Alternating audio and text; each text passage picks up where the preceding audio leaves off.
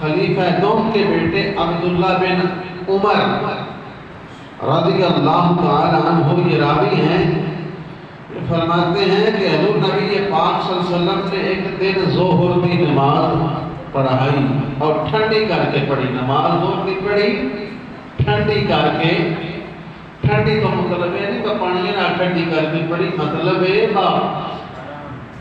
آرام نال بھی نہیں، مطلب ایک دوپہر دن تک دے جس ٹائم 12:15 12:30 ظہر کا نماز کا ٹائم شروع ہو جاتا ہے تو اللہ کے نبی گرمیاں میں ظہر کی نماز ٹھنڈی کر کے پڑھتے ہیں۔ سورج ڈھلنا ہوتا ہے، سورج ڈھلنا گرمیاں کے موسم جو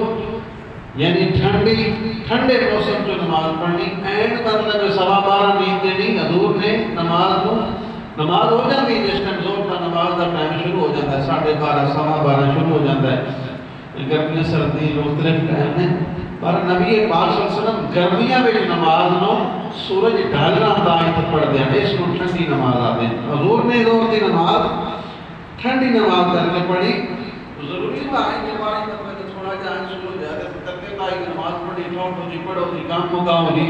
تو اللہ کی عبادت کی خوبصورتی ہے، اسے ٹھنڈار سے خوبصورتی کے ساتھ آرام سے پابند ہو کر خوبصورت طریقے کے ساتھ ادا کیا جائے۔ ایک بار جلدی آؤ کہ مگر اللہ ادھی پڑھی تھی ادھی چھٹی آؤ پہ جاتے ہیں، یہی تھی نماز رب نو دوڑی ہیں کیونکہ نمازاں دی لوڑ کوئی نہیں، خوبصورت کر کے نماز پڑھو، رب کی دعا کرو، خود ایک التجامہ کرو اور خوبصورت طریقے نال عبادت کرو۔ تو حضور نے ظہر کی نماز ٹھنڈی کر کے پڑھی، ظہر کی نماز